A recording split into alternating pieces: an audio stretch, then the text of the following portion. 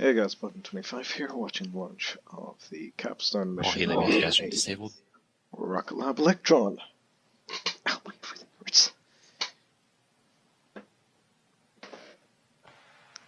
So we're about T-minus 50 seconds from the launch. There won't be the usual vehicle cameras, apparently. So you'll just see the ground cameras and some animations. High flow engine purge enabled.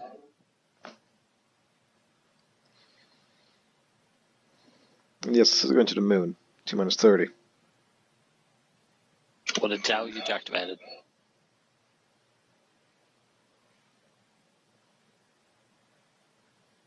T-minus 20 seconds.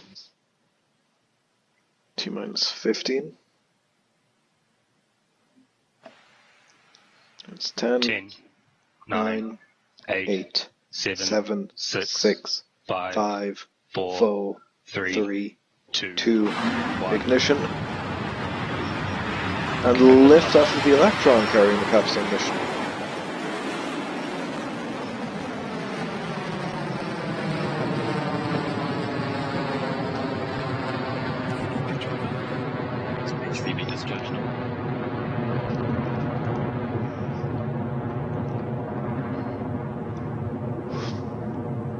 Alright, so CAPSTONE, Cislunar Autonomous Positioning System Technology Operation Navigation Experiment, is a lunar orbiter that will test and verify the calculated orbital stability for the Gateway space station.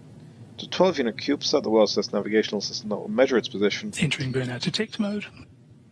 Relative to NASA's Lunar Reconnaissance Orbiter without relying on ground stations.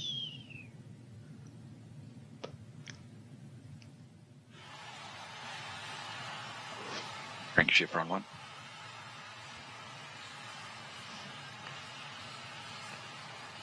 And it's 12-unit CubeSat, 13 months in the contract to board the private company. And Electron is in the air and onward to the moon for the CAPSTONE mission. That rocket is soaring through this nighttime sky. Now it's going to take 3 months to get to the moon. 14 kilometers in altitude in these past few moments. Now things look to be continuing nominally, which means that shortly Electron will come up against max Q, or maximum dynamic pressure.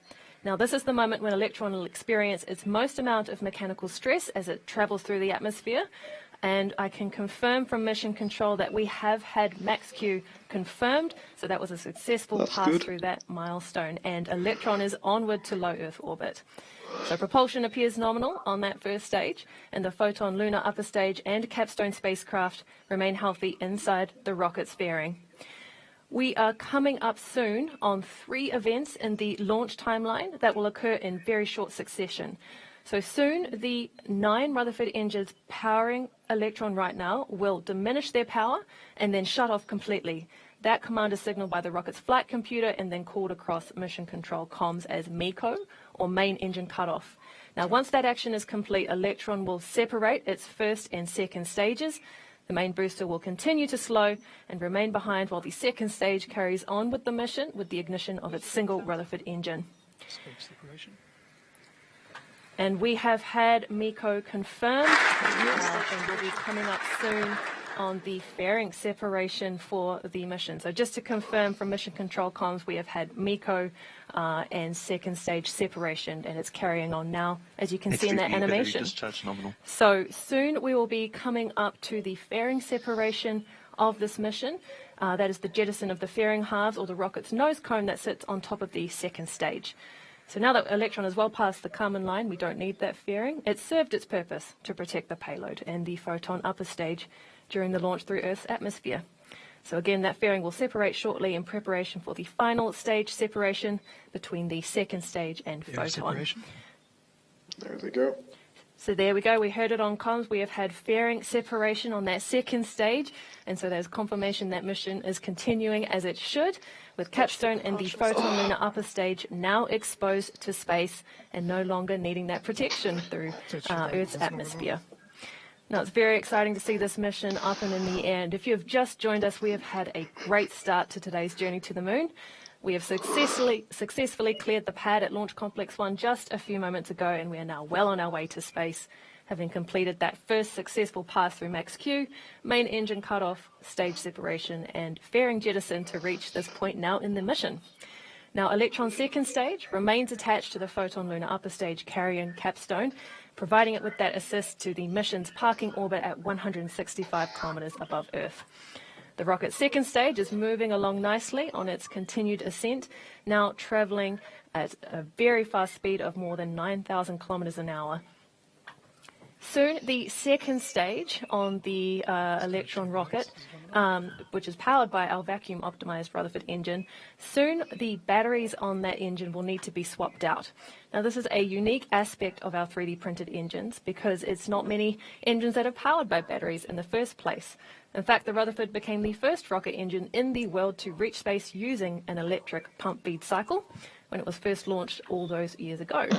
Now, how it works is that we keep the engine firing all the way to orbit with the batteries that are powering that engine. But like all batteries do, these ones get depleted of power and we'll need to swap them out with a new set to keep the system running.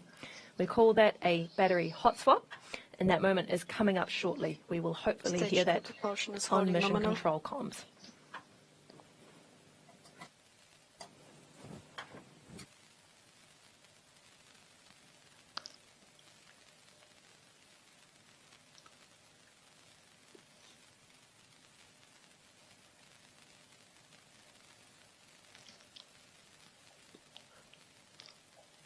Stage 2 is starting to throttle down. I assume that's just to maintain a constant G. Loading, because as the vehicle gets lighter, the thrust stays the same. Stage 2 guidance remains nominal, 200 seconds remaining. So therefore, if they don't throttle back, you're just going to get a whole lot of Gs. If we take a look at the graphics on the right-hand side of our screen, we can see the measurements for the propellant on Electron. So on your left, you have the kerosene propellant and the level of the tanks that it is now at. So we're at 45% and counting, sitting at a nice and warm 8 degrees in temperature. And that is very warm compared to the liquid oxygen temperature, our other propellant. So that is sitting at a nice and chilly minus 178 degrees with 40% or so propellant left. Hot swap.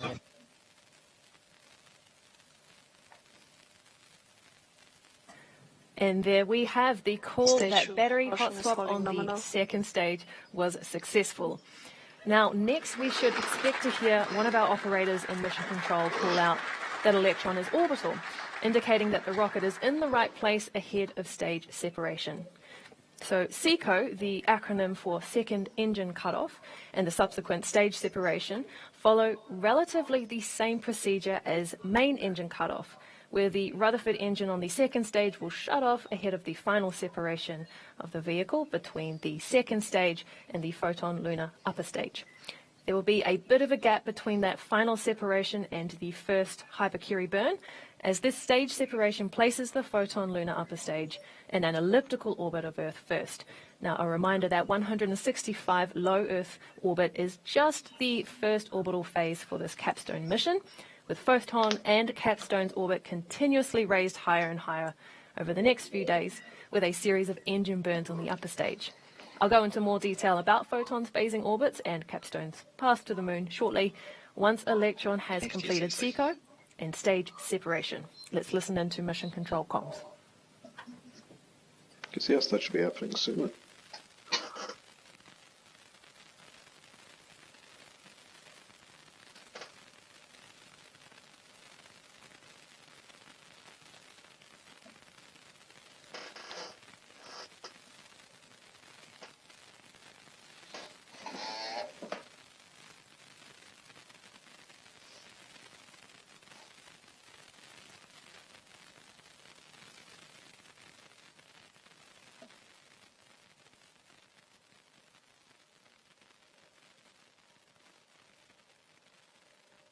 Entering burnout detect mode.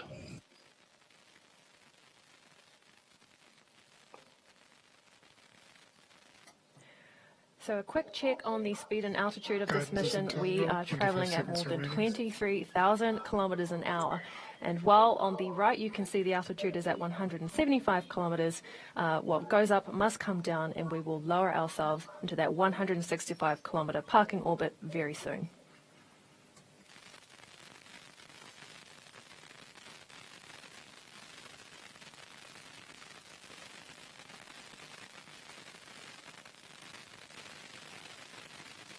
Seeker confirmed.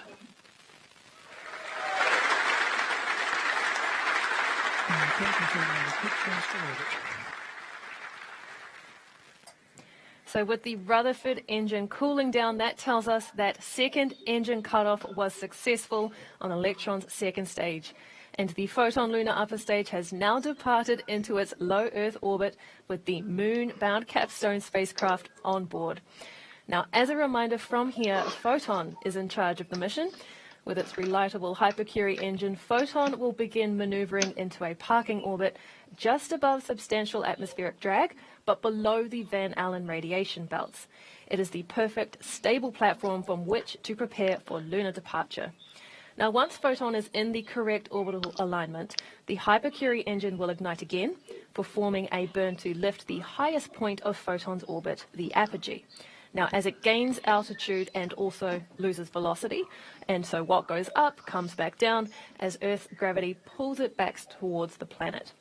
When it reaches the lowest point, or perigee, once again Photon's hypercurie engine ignites to increase velocity and raise its apogee higher. So if you've ever been on a swing set, swung to the top, came back down, and then kicked your legs out to throw your weight forward to reach even higher on the next swing, then you've followed similar principles to what our Photon upper stage will be doing in space.